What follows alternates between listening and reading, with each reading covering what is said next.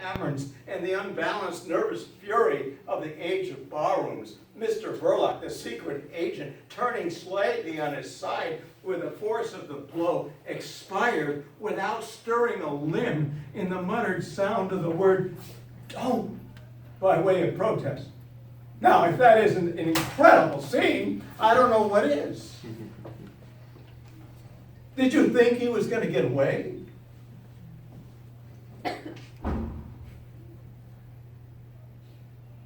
How long did it take her?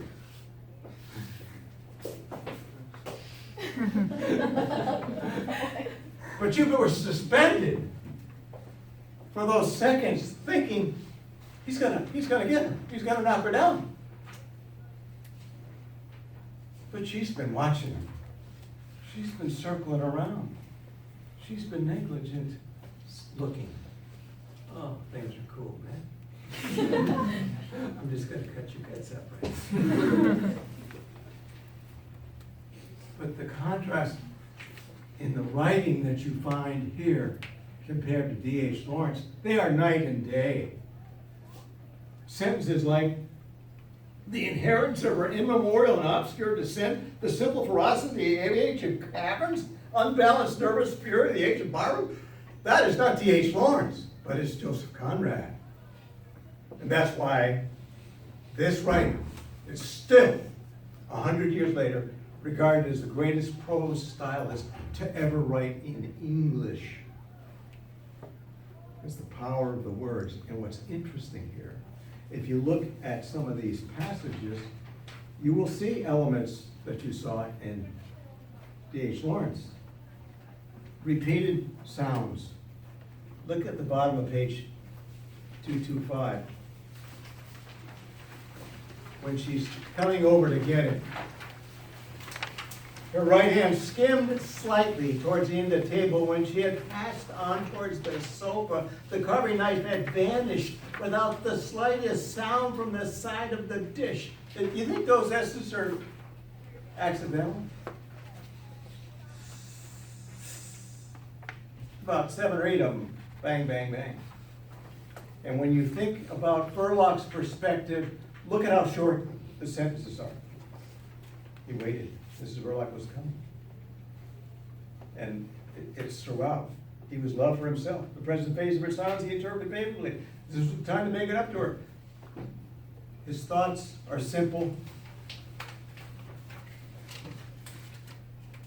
She thinks much more deeply, and she's watching to make the move and the comparison.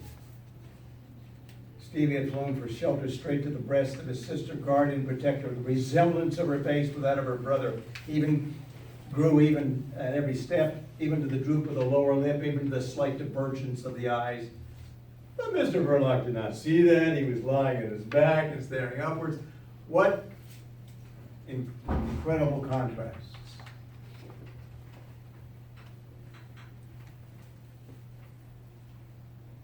Whose writing did you like? Both? You like Conrad's more?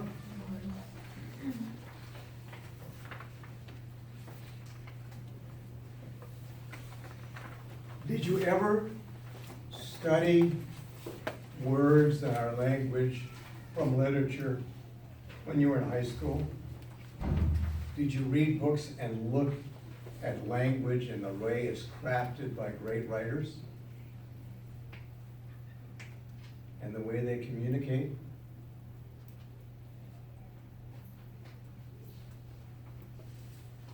Tell me.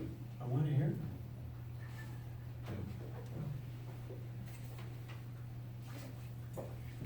How could you miss it?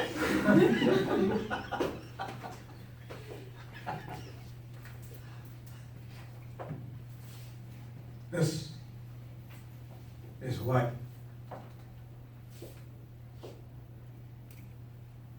turns me on. Not the subjects, but the writing, the brilliance of it. The way writers can turn sentences into power, depth.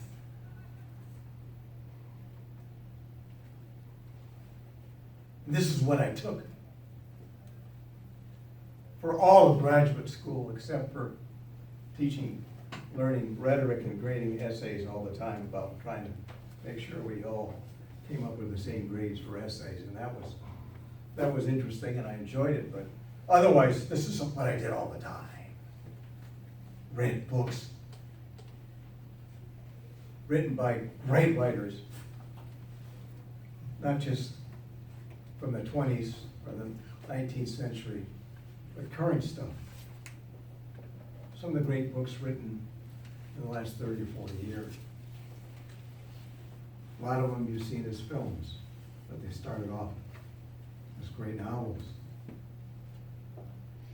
And Shakespeare. Remember I told you I was gonna have 5 ladies over to my house last week, 2 weeks ago, and we were gonna study Othello together. These were nurses. And what was their reaction? Shane, my wife is a nurse. Well, I think the 2 older ones really grasped it a lot more, but they spent more time prepping for it. Now, those women are retired, so the 2 that were still working, I think they saw a movie or something. But they all got the storyline, I think. Yeah, it was fun. And I told them that the next time, maybe Othello was a little bit tough to get through the language and the earlier English, that sometimes can be tricky. But I'm gonna bring him this next time. But if you ever get a chance, and I know you love your majors are gonna get you ahead in great careers. But if you can't sit down at some point and pick up a great novel or some great short stories and just let your mind go and look at literature and language, and it just has a power, and it'll sink into you. It's a wonderful thing.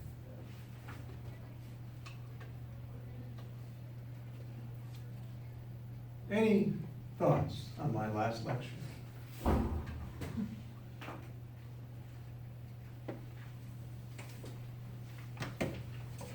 I could take a literature class with you. Thank you. And Samuel, Hello. he was not an English minor. No. So I took English 110 with him fall of last quarter, and I heard these exact 2 stories, and I was so hit by them that I decided to take another English class and another English class, and now I'm minoring in English. But if you don't want to minor, there is a class that fills the C3 requirement, which is English 201, Intro to Modern Fiction. I would highly recommend it. You actually do get to read a lot in that class. It gets me going. And this is him. That's why I'm here. That's why I stuck in. I skipped dinner to come to more class. And now I can't stop reading. Paul. I would say 2 things.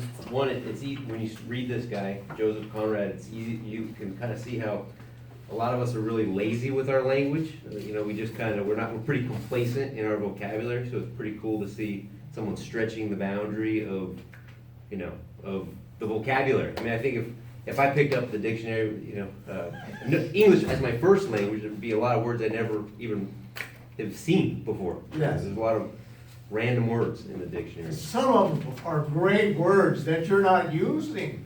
And I think the second thing is, you know, as I was never an English major, and I, as a matter of fact, went on to be a CPA, and it was amazing how much, but I ended up writing reports. And so it was amazing how it became, even in a career in numbers, I ended up having to write a lot. And so it kind of behooves everybody to have, to be able to write is important in whatever you do, I would say. There's no question. It can be a tremendous asset to any of your careers. It's to have command of language and where people read and go, oh, That is clear and well said. Makes a difference. This class, your class, was a great way for me to finish my career, because we have some great writers in this class, and I've enjoyed their writing. Some of you have done remarkable jobs, and I know it's kind of a dumb thing, but on quizzes, I don't know how well you can memorize things and just lay it out like that. I mean, it's amazing. You have tremendous memories in this class, and I respect that. But the papers have been absolutely solid. I realized that the comparison wasn't quite so good, but I've never given in writing classes more than half the class A's in regular basis like we had here. And I love it. I'm just not used to it. And I look forward to your research papers. And I really think I will stretch your mind on the final exam and ask you some questions that you'll get to think. And dare I even use the word, but I think you'll kind of enjoy writing the final. At least I hope so. But it's been my total pleasure to have you as my last class and share my last lecture with you. And please, if you have time, come on down and join us for pizza. And Lisa, did you get something? Yeah, it's in the car. And like hoping it's not gonna melt. Can you share what you brought? Oh, just cake. It's just cake.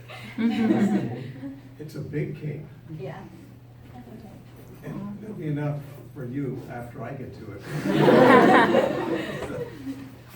Anyway, thank you very much. And we're going down.